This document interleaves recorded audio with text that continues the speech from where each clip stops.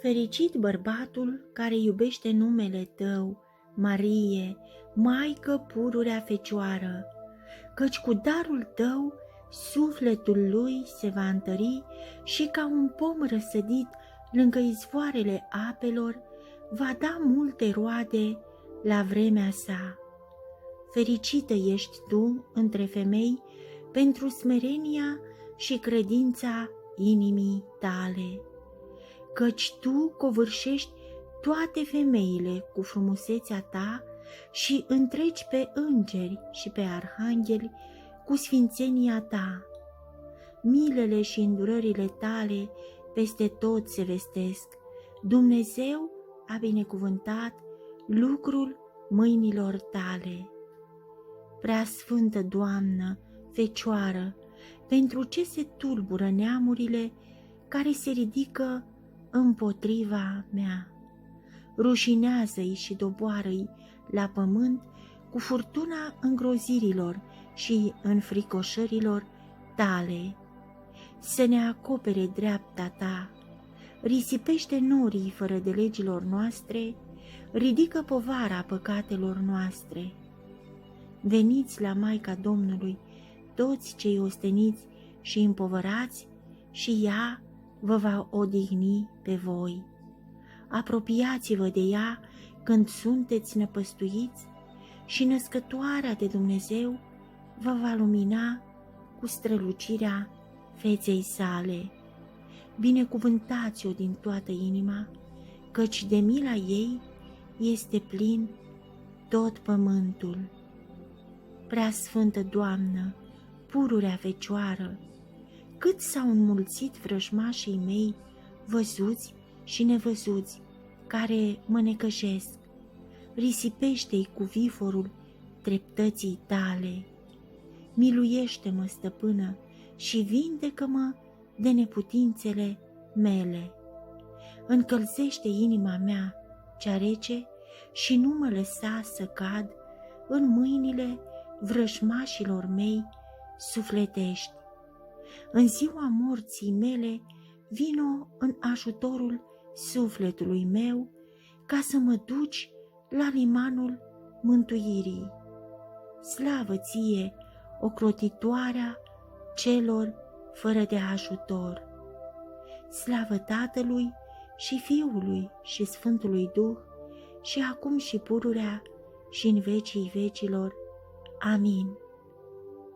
Când te-am chemat, Preasfântă Fecioară, Doamnă, cu credință și cu nădejde, Tu m-ai auzit și cu mila ta m-ai mângâiat și m-ai apărat. M-ai izbăvit din cursele duhurilor răutății de sub cer, care s-au pregătit să mă înghită, și din mâinile cele răpitoare care caută sufletul meu. Revărsându-ți bunătatea milostivirilor tale asupra tuturor celor ce cheamă numele Tău cel Sfânt. Binecuvântată ești Tu între femei, Doamnă, stăpână Fecioară, și stăpânirea Ta se va întinde în vecii vecilor. Graiurile mele ascultă-le, Preasfântă Doamnă Fecioară, și nu întoarce de la mine fața Ta de mamă. Schimbă plânsul meu într-o bucurie și suspinul meu într-o veselie, ca să cadă vrăjmașul sub picioarele mele. Cu rugăciunile Tale puternice zdrobește capetele lor cele trufașe, ca să Te binecuvinteze toată limba și numele Tău să-l rostească tot trupul. Binecuvântată ești, o Fiica Marelui Împărat Ceresc! Tu ești cununa tuturor sfințeniilor.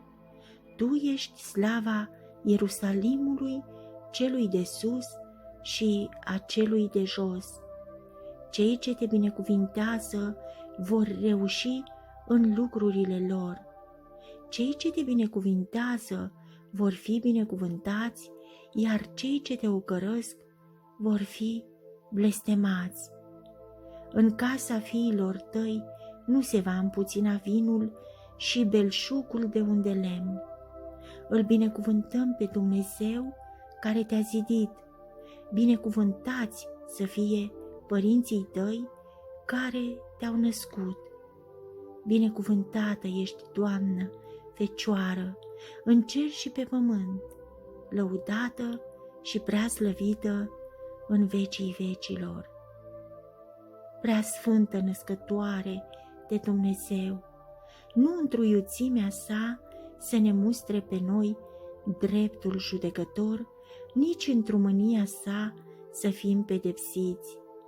Tu, apărătoarea noastră, te rugăm să ai grijă de noi pentru numele Tău cel sfânt și izbăvește-ne de porțile iadului și din prăpastia cea întunecoasă cu rugăciunile Tale, ca să cunoaștem în veci minunile Tale, căci nu morții, nici cei ce sunt în iad te vor lăuda pe Tine, ci noi cei vii cu harul Tău te vom binecuvânta.